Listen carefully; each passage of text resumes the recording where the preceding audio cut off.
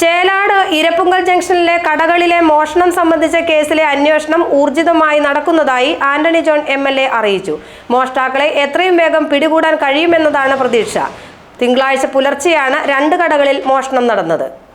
ചേലാട് ഇരപ്പുങ്കൽ ജംഗ്ഷനിലെ olive traders, Angel pharma എന്നിവിടങ്ങളിൽ തിങ്കളാഴ്ച പുലർച്ചെയാണ് മോഷണം നടന്നത്. 2 ഇടങ്ങളിൽ നിന്നുമായി 1.5 ലക്ഷത്തിലേറെ രൂപ കവർന്നിരുന്നു. ഈ കടകൾ ആന്റണി ജോൺ എംഎൽഎ സന്ദർശിച്ചു. മോഷണക്കേസ് കോതമംഗലം പോലീസ് ഊർജിതമായി അന്വേഷിക്കുന്നുണ്ട്. പ്രതികളെ വേഗത്തിൽ പിടികൂടുമെന്ന് ഉന്നത ഉദ്യോഗസ്ഥർ ഉറപ്പു നൽകിയിട്ടുണ്ടെന്നും എംഎൽഎ പറഞ്ഞു. CPM local secretary TC Mathew, Raju George, KK Anoop, Sunny Palamattam എന്നിവരും എംഎൽഎക്ക് ഒപ്പമുണ്ടായിരുന്നു.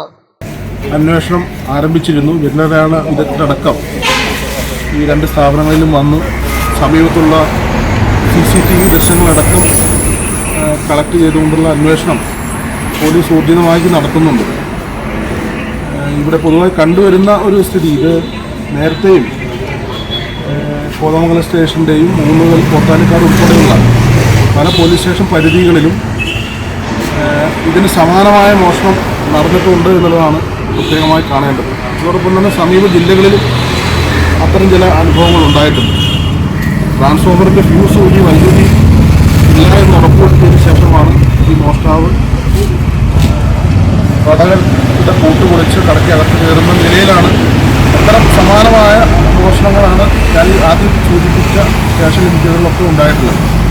ഏതായാലും അതിൻ്റെ എല്ലാ സാഹചര്യങ്ങളും വിലയിരുത്തിക്കൊണ്ട് തന്നെ പോലീസ് വ്യക്തിയുടെ മേൽനോട്ടത്തിൽ തന്നെ കോതമംഗലം SHO കൃത്യമായി അതിൻ്റെ അന്വേഷണം ഇപ്പോൾ ഊർജിതമായി നടത്തി വരികയാണ്. ശാസ്ത്രീയ തെളിവുകളടക്കം ശേഖരിച്ചുകൊണ്ട് മോഷ്ടാവിനെ കണ്ടെത്തുന്നതിന് വേണ്ടിയിട്ടുള്ള ഒരു ശ്രമത്തിലാണ് ഇപ്പോൾ പോലീസ് ഏർപ്പെട്ടിട്ടുള്ളത്. GTV news Chelad.